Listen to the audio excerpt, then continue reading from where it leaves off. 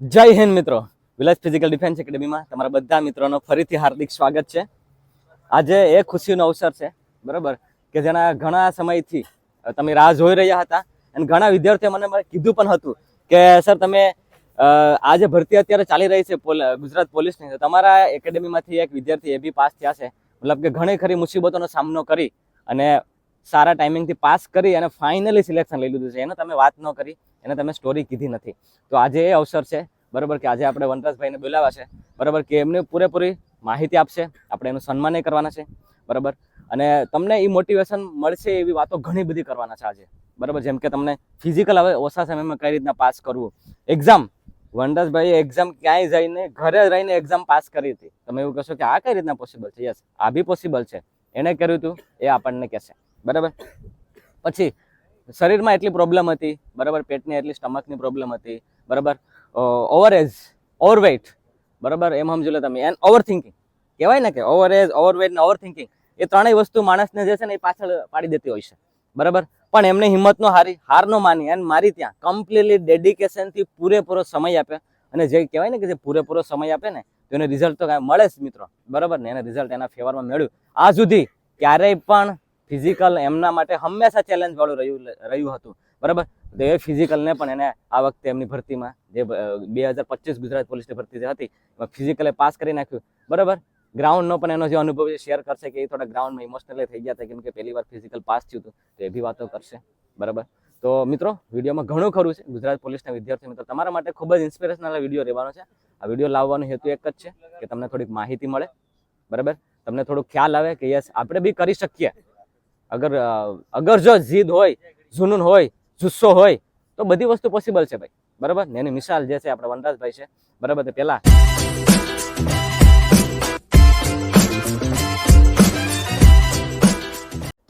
તો first of all કઈ પણ ટાઈમ વેસ્ટ કર્યા વગર હું બોલાવવા માંગીશ વનરાજભાઈને. સ્વાગત છે વનરાજભાઈ.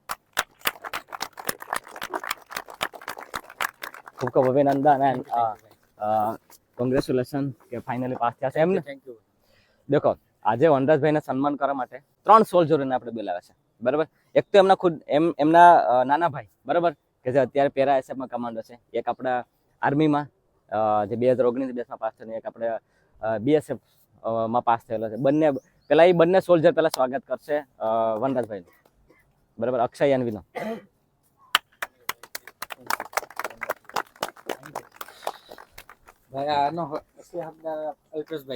ના ના ના, અરે મિત્રો, આ એમને બડપ્પન છે, પણ ખરેખર હું દેખો, મારું કામ છે, મારું કામ એમને મોટિવેટ કરવાનું, એમને ઇન્સ્પિરેશન કરવાનું, બરાબર. તો ભાઈ એ તમે જ રાખો, તમને સારું લાગે છે અત્યારે તો, બરાબર.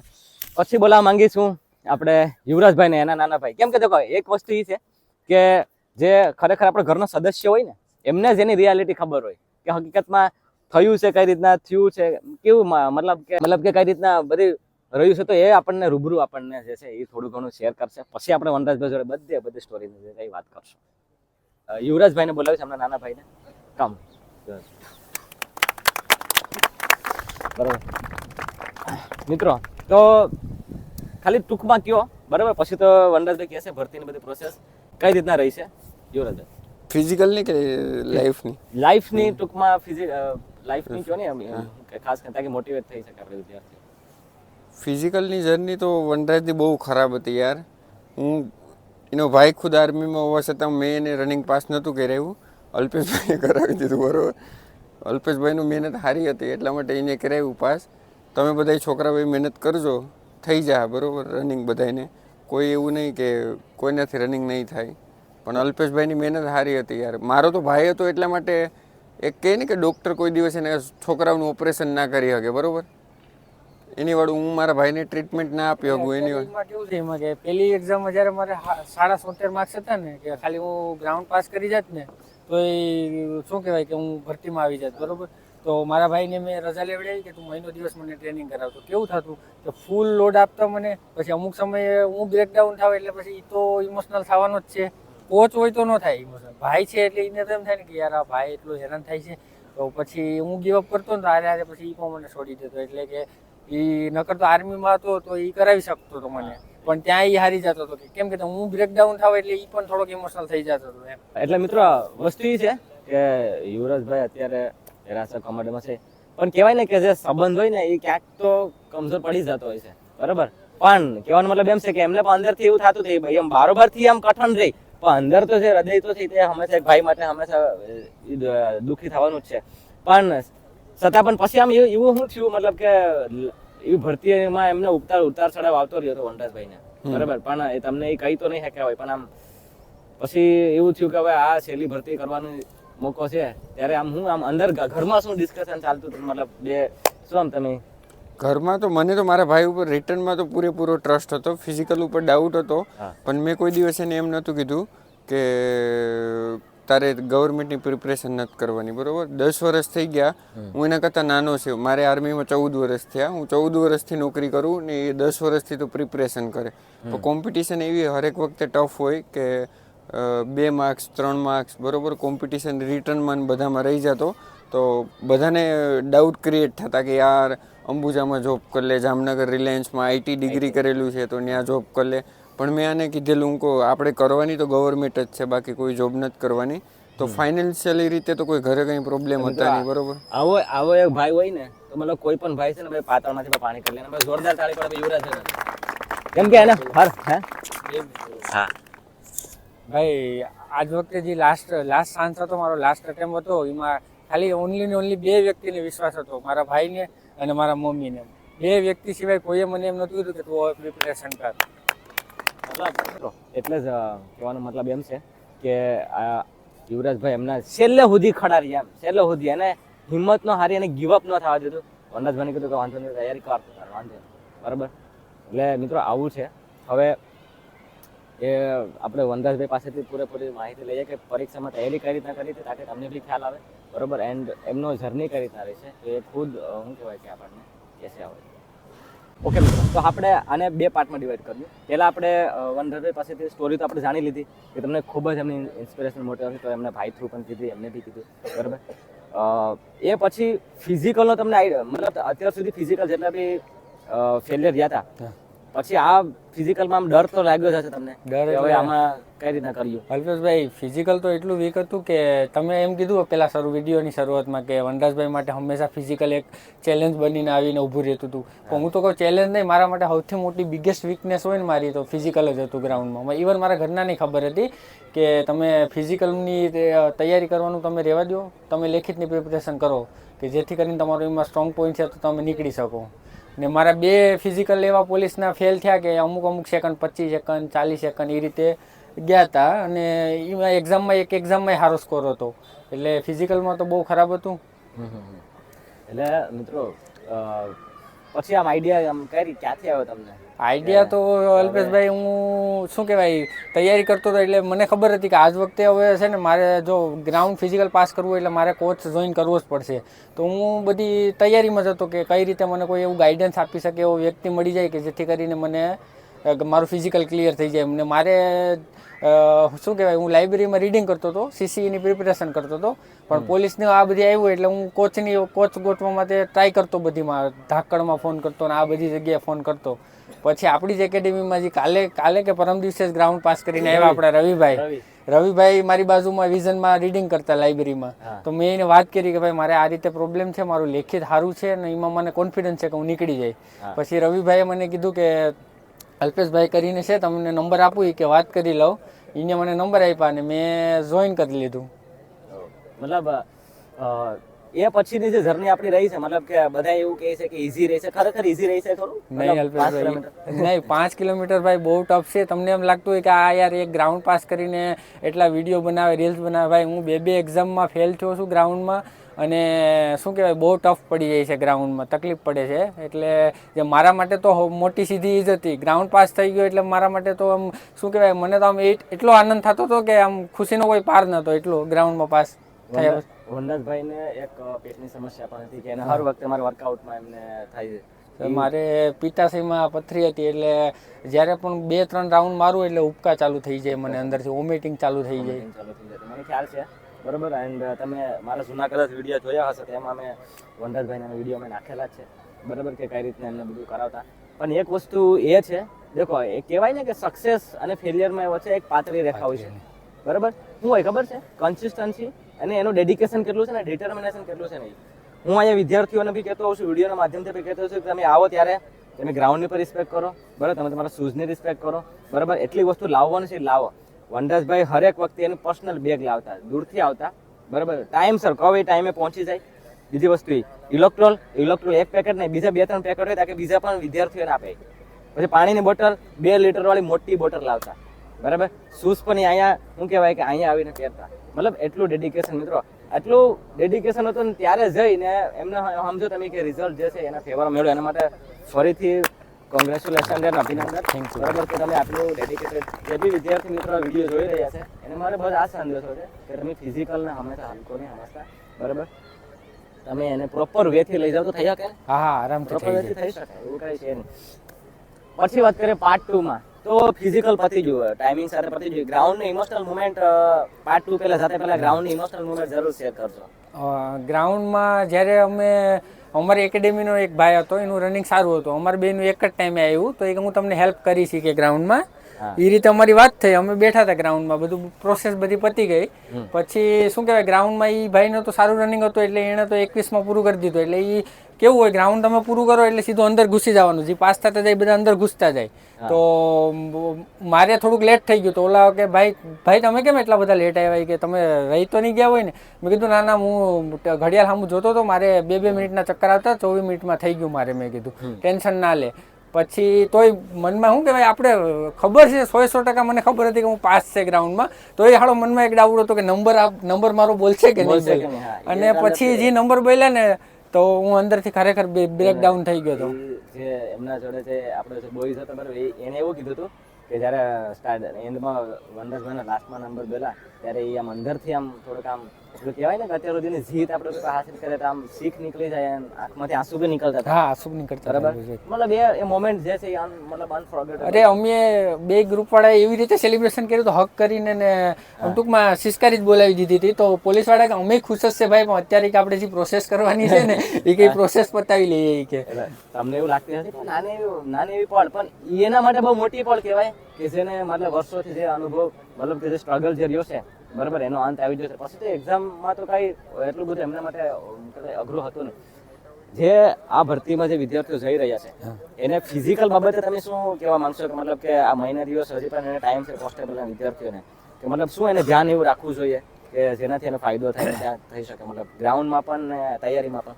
ગ્રાઉન્ડમાં તો જો મારી એક પર્સનલ સલાહ એવી છે કે જો તમારે 24 પછી 26 સેકન્ડ 26 મિનિટ સુધી આવતો હોય ટાઈમિંગ, તો તમે ચિંતા કરતા નહીં, ત્યાં થોડુંક જોર મારવાનું છે. અહીંયા જે ગ્રાઉન્ડમાં કરતા હોય એના કરતાં થોડુંક જોર મારશો એટલે આરામથી પતી જશે. બહુ રિધમનું નહીં વિચારતા, એક વખત શ્વાસ ચડશે, પેટમાં દુખશે, આટી ચડશે, બધું થશે.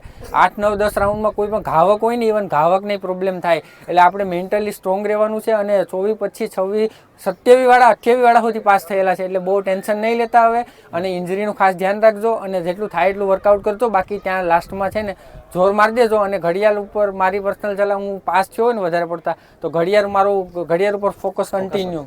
ઘડિયાળ ઉપર ફોકસ, તમારે નજર જે છે ત્યાં રહેવી જોઈએ. હા, નજર ત્યાં રહેવી જોઈએ. કેમ કે ગણતરીમાં ક્યારેક હા, અને તમે સ્ટ્રેટેજી બનાવી શકો. હું ગ્રાઉન્ડમાં ઊભો તો મેં જોયું હતું કે કંઈક 33 મિનિટની માથે 2-3 સેકન્ડ હાલતી હતી, એટલે હું છાઈને ધીમો પડી ગયો, 10 સુધી પૂગવા દીધું. 33-10 મેં પટ્ટા ઉપર પગ પાડ્યો. એટલે હું મને ગણતા ફાવે એમ કે 25 નાખીએ, 33માં 25 નાખીએ એટલે 58-10. મારે 58 નો આંકડો નતો, મારા માઇન્ડમાં એક જ હતું 58 નો દેખાવો જોઈએ. હું છેલ્લે હિટ મારતો તો ત્યાં 58 નતા, એટલે મેં કીધું હું પાસ જ છે એમ. એટલે તમે એવી સ્ટ્રેટેજી બનાવી શકો. સ્ટ્રેટેજી થોડી બનાવી. દેખો જેને પણ કટ ટુ કટ ટાઈમ છે એને આ વસ્તુનું ધ્યાન રાખવાનું છે. કેમ કે થાય કેવું અનંતભાઈ કે આપણે એનર્જી ઘણી હોય પછી એમ થાય કે કાઢી નાખ્યો તો હાલો. હા, એનર્જી હોય એટલે છેલ્લે મને એમ હતું કે મેં જોર જ નતું માર્યું. અલ્પેશભાઈને મેં આવીને કીધું મેં છેલ્લે હિટ જે આઈ મારતો એ ત્યાં મેં નથી મારી, એમને વિધમમાં પૂરું કરી નાખ્યું. પાછું કેવું છે, તમે થોડુંક શું કહેવાય, પાછો હું અલ્પેશભાઈ મારે 24 કલાકમાંથી મારે નીંદર જ નથી થઈ. કેમ કે લાસ્ટ એક્ઝામ હતી, પ્રેશર હતું. અને જે કોડીનારના 6 વિદ્યાર્થી હતા ને એમાં આપણે 2 તો આપણી એકેડેમી વાળા હતા ને બીજા 4 હતા. એમાંથી અમારે 2નું રનિંગમાં એમ બધાને ડાઉટ હતો. કેમ પ્રેશર જોવે, તમે પ્રેશરને કોઈ છુપાવી ન શકો. એ 4 લોકોને દેખાઈ ગયું કે આ 2 છોકરા પાસ થઈ જાય તો સારું. એ કે જે પ્રેશર લેતા હતા આમ 2 જણા એ રીતે. એટલે આ સ્ટોરી મતલબ આ એમને જાણી રહી હતી વનરાજભાઈની. આ લોકો એવું કહે છે કે રનિંગ માટે કે તમારે કે કોચની શું જરૂર છે, આપણા પગું છે, આપણા હાથું છે, એ કે આપણે તો દોડી જાય, તો કોચની શું કામ જરૂર હોય? તો ભાઈ કોચની એટલા માટે જરૂર હોય કે જો મેં કોચ વગરના બે ગ્રાઉન્ડ ફેલ થયો અને મેં મારા લાઈફના 5 વર્ષ બગાડી નાખ્યા. ભાઈબંધ દોસ્તાર તો આપણે દોડાવે છે, પણ જે ડિસિપ્લિન જોઈએ ને એ એકેડેમીમાં અને કોચ પાસે આવે ને એવું ક્યાંય ન આવે. કેમ કે મેં જે 37 મિનિટમાંથી ભાઈ જે મેં 24 મિનિટ લાવી, 10 મિનિટ ઘટાડી, 10 કિલો વેટ ઘટાડ્યો, એ બધું મારી એકેડેમીમાં થયું. ને એકેડેમીમાં રહેવાથી શું ફાયદો થાય ખબર? એક વખત મારે 34 મિનિટ આવતી હતી, પછી બીજા ટાઈમિંગમાં મારે 28 મિનિટ આવી, તો હું ખુશ થયો કે ઓહો 6 મિનિટ તોડી નાખી મેં. પછી 28માંથી પાછા મેં 15-20 દિવસ પ્રેક્ટિસ કરી અને ટાઈમ ઘટાડ્યો તો મારે 26 આવી. તો હું તો 25 ને આશાએ હતો કે હવે 25 આવી જવી જોઈએ. તો હું બેઠો તો સેડ થઈને, પણ કોચને ખબર હતી, એ સ્માઇલ આપતા હતા કે વનરાજભાઈ કે હજી તો રિપીટેશન મારવાના બાકી છે કે આ તો ખાલી તમને કે હજી રિધમમાં લેવાય કે મેં ટાઈમિંગ તો હવે કે અઠવાડિયામાં તમારે જોતો હોય તો હું આપી દઈ કે. એટલે જ્યારે આપણે લાંબી તૈયારી કરતા હોય એટલે વચ્ચે વચ્ચે આપણે છે ને ઇમોશનલી થઈ જાય, ડાઉન થઈ જાય. કોઈનો જનૂન કન્ટિન્યુ 4 મહિના કન્ટિન્યુ જનૂન ન રહે, એટલે ત્યારે જરૂર પડે કોચની આપણે કે નહીં વનરાજભાઈ આપણે થઈ જ જશે આરામથી. અને જે રીતે અલ્પેશભાઈએ કીધું તો એ રીતે પાછો 15 દિવસમાં હું ટાઈમિંગમાં આવી ગયો. પછી મિત્રો એમને શું કહેવાય કે એક લાગણી બી છે મારા જોડે, અને બીજી વસ્તુ એ કે એને એ ફીલ કરેલું છે. દેખો હું એવું નથી કહેતો કે તમારે કરી શકાય, એવું નથી, ઘરેથી બી કરી શકાય, બધું હશે. પ્રોપર ડિસિપ્લિન તમારું શરીર એ રીતના સાથ દેવું જોઈએ, માઇન્ડ સાથ દેવું જોઈએ, અને પ્લસ ઇન્જરી પણ ન આવે. તમે કોચ પાસે હોય ને તો એ ફાયદો થાય. નતર ક્યારે અમે જ્યારે ફિઝિકલ કરતા હતા અલ્પેશભાઈ, ત્યારે પણ એક આપણા જે ખાખીના યોદ્ધાનું આપણી બાજુમાં જ અવસાન થયું હતું. એટલે ત્યાં બધાને ડર હતો અંદરથી. અત્યારે પણ આપણી જે ફિઝિકલ ચાલી રહી છે તો વિદ્યાર્થીઓનું ભરૂચમાં કે બે જણાનું. તો મારું કહેવાનું એવું છે કે તમે જોર મારો, જોબ માટે ફૂલ જોર મારો, 99.99% મારો, પણ જ્યારે તમને કોઈ શરીરમાં એવા સિગ્નલ મળે તો પ્લીઝ તમે છોડી દેજો. તમારી લાઈફ ઇમ્પોર્ટન્ટ છે, તમે એના કરતાં પણ સારું કરશો, પણ 99.99% જોર મારો. પછી એવું લાગે શરીરમાં કોઈ પણ એવા સિગ્નલ મળે તો તમે છોડી શકો. એ મતલબ ત્યાં સ્ટોપ કરી દેવાનું છે. હું એવું કરાવતો હોઉં છું કે જ્યાં એવું લાગે ને મને કે આને વધારે પડતું કરાવવાની જરૂર નથી, ત્યારે હું એને સ્ટોપ કરી દઉં. વનરાજભાઈના કેસમાં ઘણી વાર એવું મને લાગતું, ઓકે વાંધો નહીં છોડ દો. અને ભાઈ ઘણા લોકોને એવું હોય કે ફેન્સી ઓલા જે કોન મૂકીને બધી એક્સરસાઇઝ કરીએ, આ કરીએ. તો હું જ્યારે કોઈ કોનની ને જે એક્સરસાઇઝ કરતો ને તો હું પગું આડાવડા પાડતો, એટલે અલ્પેશભાઈને ખબર પડી જતી કે ભાઈ આગળ ઇન્જરી લાવશે. એટલે અલ્પેશભાઈ મને આમ ઇશારો કરે એટલે કે બહાર થઈ જાય ભાઈ એમ. એટલે એવું જરૂરી નથી કે અમે આ માટીમાં જ અમે પાસ થઈ ગયા, હવે કઈ કોનની ને દેખાડવાની કોઈ જરૂર નથી એમ. એટલે મિત્રો મને તો હજુ આ બધી વસ્તુ મને યાદ જ નથી. વનરાજભાઈ ને યાદ છે યાર, દિલથી તાળી પાડે યાર, એમને બધી વસ્તુ યાદ છે બરોબર. કેમ કે જે એને 6 મિનિટ વાળી વાત કરી એ પણ યાદ છે, પછી કોન વાળી વાત. કેમ કે મને ખબર છે વનરાજભાઈ સીન પેન હતા ને, એટલે વધારે એનું બોડી, એનું અપર બોડી જે છે વધારે પડતું હેવી હતું, એટલે ઉઠતું નહીં. એટલે હું એમ કહેતો ઓકે સાઈડ થઈ જાય, વાંધો નહીં, કઈ જરૂર નથી, આપણે પગને હાજર રાખવાનું છે, રનિંગ તો થઈ જાય રેડી. એટલે કહેવાનો મતલબ એવો છે કે એમને હરેક વસ્તુ યાદ રાખી છે. બહુ મારા માટે બહુ સારી વસ્તુ છે વનરાજભાઈ, થેન્ક યુ કે તમે એટલી વસ્તુ યાદ રાખીને વિદ્યાર્થીઓને. હેલો અલ્પેશભાઈ, મને આ વસ્તુ મેં ખરેખર યાદ નથી. અમે કોઈ પ્રિપરેશન નથી કરી આ વિડીયો માટે. આ બધી નેચરલી વસ્તુ છે. જ્યારે અમે આ શું મેં ગ્રાઉન્ડમાં પાસ થઈ ગયા, બધું માહોલ થઈ ગયો, પછી આમ ખુશી હતી, પણ આમ એકેડેમી છોડવાનું પણ દુઃખ હતું યારે કે હવે કાલથી આવવાનું નથી એકેડેમીમાં એમ. એટલો એવો માહોલ હતો અમારી એકેડેમીમાં. ગ્રુપ બધી સારું હતું. જો એક્ઝામની પણ વાત કરું, પણ હવે કહું તો શું તમને કે આ સ્ક્રિપ્ટેડ નથી બરાબર. આમાં જે આવશે એ બોલા કરે, વિડીયો લાંબો બી થઈ જાય, મને એનો કઈ ફરક નહીં પડે બરાબર. મને મહેનત વધી જાય એનો મને કઈ વાંધો નથી, પણ અગર કોઈ એક વિદ્યાર્થીને પણ જો સારું થાય ને તો એ બહુ મોટી વાત થઈ જાય. ના હવે એક્ઝામ વિશે વાત કરી લઈએ કે એક્ઝામ નેક્સ્ટ પડાવની કે એક્ઝામમાં વનરાજભાઈ કઈ રીતના મતલબ તમે સ્ટ્રેટેજી ફોલો કરી હતી? જે વિદ્યાર્થીઓ હવે પીએસસી અને પોલીસનું જે ફિઝિકલ પાસ થતા જાય છે એને શું સંદેશો છે, અને જે પાસ આગળ કરવાના છે એને શું સંદેશો છે, અને તમારી કઈ રીતના સ્ટ્રેટેજી હતી? અલ્પેશભાઈ, સ્ટ્રેટેજી મારી એવી રીતની હતી કે એક્ઝામમાં મારે કઈ રીતનું હતું ખબર? મારો એક નિયમ હતો કે હું છે ને એક કોઈ સબ્જેક્ટ ચાલુ કરું ને તો આખો સબ્જેક્ટ પૂરો કરું. અને મારી સ્ટ્રેટેજી એવી હતી કે 3 દિવસમાં હું ગમે એક સબ્જેક્ટ પૂરો કરી નાખું. 3 દિવસમાં મારી સ્ટ્રેટેજી એવી કે 3 દિવસમાં પૂરો કરી નાખવાનું, પછી જેમ બને એમ રિવિઝન કરવાનું. એટલે આ વસ્તુની તો તમે પણ ધ્યાન રાખજો. પ્લસ સાથે હવે આ વખતે એક્ઝામ જે છે આઈ થિંક એવું કહે છે કે મે જૂનમાં આવવાની શક્યતા. હા, મે જૂનમાં. એટલે ઓછા ટાઈમમાં કઈ રીતે મતલબ એને કરવું જોઈએ જે આગળ વિદ્યાર્થીઓને? ઓછા ટાઈમમાં તો મારું કહેવાનું એવું છે કે તમે છે ને જેમ બને એમ વધારે રીડિંગ ટાઈમ વધારો અને સારું રીડિંગ કરો. મારું કહેવાનું મતલબ શું છે, તમે એવું નહીં કે 12 કલાક. અત્યારે લાઇબ્રેરીમાં તમે કદાચ હું જ્યાં હેરકટ કરાવું ત્યાં બધા છોકરા હેરકટ કરાવે, તો ત્યાં લોકો ઘણા એવી વાતો કરે કે દરબાર બાપુ તો એ કે નસીબને લીધે પાસ થઈ ગયા. કેમ કે મને જે પેટમાં પ્રોબ્લેમ હતો, હું જમીને કલાક મારે હેડ ડાઉન કરવું પડતું, કેમ કે બેસવું એટલે પાછું ઉપડે.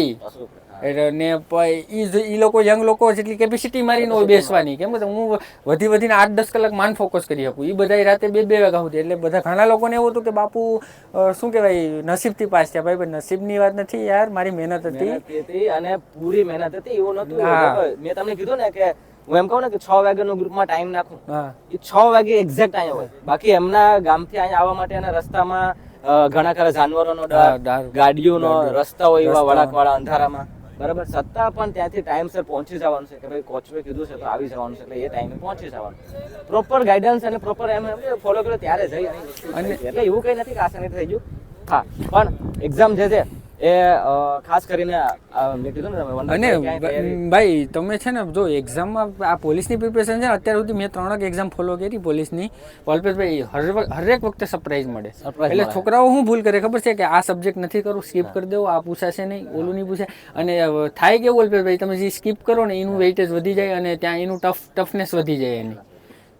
તો એ રીતના છે એક્ઝામમાં, ખાસ આ વસ્તુને ફોલો કરશો. અને જો કોઈ મને એમ પૂછે અલ્પેશભાઈ કે તમારે એક્ઝામ પાસ કરવી હોય તો ટ્રમ્પ કાર્ડ કયો, મને શું કહેવાય હુકમનો એકો કયો, તો ભાઈ મિત્રો હું એવી રીતે વાત કરું કે ટેસ્ટ સિરીઝ છે ને મિત્રો, તમે દિલથી આપો ને કે એમાં સ્ટ્રેટેજી બને. ઘણા લોકો શું કરે અલ્પેશભાઈ આપવા ખાતર આપી દે. મારી સ્ટ્રેટેજી શું હતી ખબર કે 30 પ્રશ્નની ઉપર ખોટા ન પડવા જોઈએ, ખોટા ન પડવા જોઈએ. એ મારી સ્ટ્રેટેજી. પછી તમે તમારી રીતે બધાની અલગ અલગ, તમે તમારી રીતે અલગ બનાવી શકો કે ભાઈ મારે 20 ન પડવા જોઈએ, કોકને 40 ન પડવા જોઈએ, એ રીતે.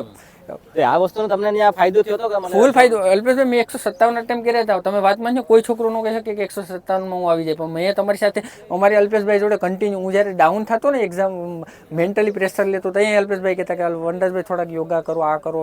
અમે એક્ઝામ વખતે એટલે પહેલા તો એક્ઝામ હોલમાંથી નીકળ્યો એટલે મેં કીધું બહુ ઓછા અટેમ્પ, એટલે મતલબ એક્યુરેસી મેટર કરશે. હા, એક્યુરેસી મેટર કરશે. મેં કીધું સારું ટેન્શન જેવું છે. 157 એટલે બહુ આ જોયું ને, આજુબાજુ જોયું ને મિત્રો, તો બધાય જગ્યાએ ધોળું હતું, બધા 150, 140. મેં કીધું તો હવે આપણે નીકળી જાવ, તો વાંધો નહીં આવે. આજે યાદ છે મેં વનરાજભાઈને કીધું, મેં ફોન કર્યો, મેં કીધું વનરાજભાઈ આ વખતે આ થોડુંક પેપરના ન્યૂઝ મળે, મેં કીધું આપણે કેમ છે કે નહીં વાંધો આવે. પણ મારી સ્ટ્રેટેજી કામ કરીને મેં ટેસ્ટ સિરીઝમાં એ ફોલો કર્યું હતું કે 30 ખોટા ન પડવા જોઈએ, ભલે ગમે એટલું થાય. પછી ધીરે ધીરે એટેમ્પ કરવાનો રેશિયો વધારતો ગયો ટેસ્ટ સિરીઝમાં, અને ખોટો પડવાનો રેશિયો ઘટાડતો ગયો. એ રીતે તમે ધીરે ધીરે. અને મારી સલાહ એ છે કે કોઈ પણ ક્લાસના તમે ટેસ્ટ સિરીઝ લો ને તો બધાની બે બધાની લો. હવે માનો કે હું કોઈ એક એકેડેમીનું આપણે નામ તો ન લઈ શકીએ, માનો કે હું XYZ એકેડેમીની હું ક્લાસ લીધા મેં, અને એમાં એની ટેસ્ટ સિરીઝ આપું તો મને સ્કોર થવાનો છે. કેમ કે એ લોકો તો એના જ મટીરિયલમાંથી પૂછવાના છે. મારું કહેવાનું મતલબ શું છે, ભલે તમને 80 આવે, 50 ભલે આવે શરૂઆતની ટેસ્ટ સિરીઝમાં, તમે શીખો એમાંથી, અને ધીરે ધીરે બધાને અલગ અલગ બે ટેસ્ટ સિરીઝ આપો. અને અલ્પેશભાઈ હું નિમણૂક પત્ર લેવા ગયો ને ત્યાં પછી મને થોડીક એવી ફિલિંગ આવી કે મને 10 માર્ક ઓછા હતા, એમ એવું મને અંદરથી ફિલિંગ આવી. બરોબર, કેમ કે મેં અટેમ્પ જ ઓછા કર્યા. મને ડર હતો, મારી લાસ્ટ એક્ઝામ હતી એટલે મેં અટેમ્પ ન કર્યા. કે મેં કીધું છેલ્લે SRP તો આવશે એમ.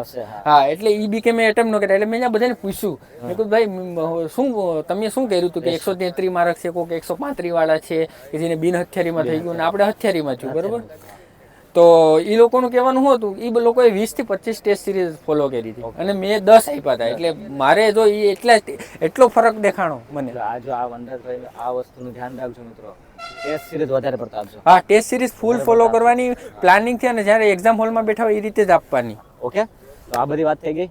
બરાબર, તો હવે કન્ક્લુડ કરીએ વિડીયોને. વનરાજભાઈનું સિલેક્શન આપણે આર્મ પોલીસમાં જે જિલ્લો જે છે કદાચ મળી જશે. હા, જિલ્લો તો આપણે જુનાગઢ જિલ્લો મળશે. હા, જુનાગઢ મળી શકે, જગ્યા નથી એમને. બરાબર, પણ ફાઇનલી એક ફૌજીભાઈનું સપનું હતું કે એમનો ભાઈ જે છે એ બી પાસ થાય એન્ડ એ બી નોકરી લે, તાકી શું કહેવાય કે આગળ વધી શકીએ એન્ડ એક નામ બને ને ભાઈ. એક હરેકનું એક અંદરથી એવું હોય જ. બરાબર, તો પાછું ફરીથી congratulation and village physical defence academy તરફથી વનરાજભાઈનું ફરીથી પાછું સ્વાગત કરવા માટે એક નાની અમથી ભેટ આપવા માંગુ છું કે જે એમને કામ આવશે આગળ જઈને. બરાબર, તો ફરીથી કોંગ્રેચ્યુલેશન વનરાજભાઈ એન્ડ ખૂબ ખૂબ અભિનંદન. અમારો ગર્વ છે. બરાબર, એન્ડ મને બહુ પ્રાઉડ ફીલ થાય છે કે વનરાજભાઈ આપણી એકેડેમીના હિસ્સા બન્યા છે. બરાબર, એન્ડ શું કહેવાય કે તમને એટલી માહિતી આપી છે. છતાં પણ જો તમારા આના સિવાય કોઈ સવાલ રહી જતા હોય તો તમે કમેન્ટ સેક્શનમાં જરૂરથી કહેજો. બરાબર, હું તમને વનરાજભાઈ જોડે વાત કરવાની પૂરી કોશિશ કરીશ. તો બસ એટલું જ હતું મિત્રો વનરાજભાઈની સ્ટોરી. નેક્સ્ટ ટાઈમ ફરીથી એક ખાખીના કુમારી આપણે સ્ટોરી લઈને આવશું. તો ખૂબ ખૂબ અભિનંદન વનરાજભાઈ એન્ડ આગળ વધો. બરાબર, એન્ડ બસ આ જ રીતના આગળ વધો, મોટિવેટ કરતા રહીએ. ખૂબ જ ઇન્સ્પિરેશનલ સ્ટોરી રહી છે તો વિડીયોને શેર જરૂરથી કરાવજો તમારા મિત્રો વર્તુળને, બરોબર, તાકી એમને બી ફાયદો થાય ને તૈયારી આગળ થાય. બસ મિત્રો એટલું જ છે. મળીએ પાછા નેક્સ્ટ વિડીયો. જય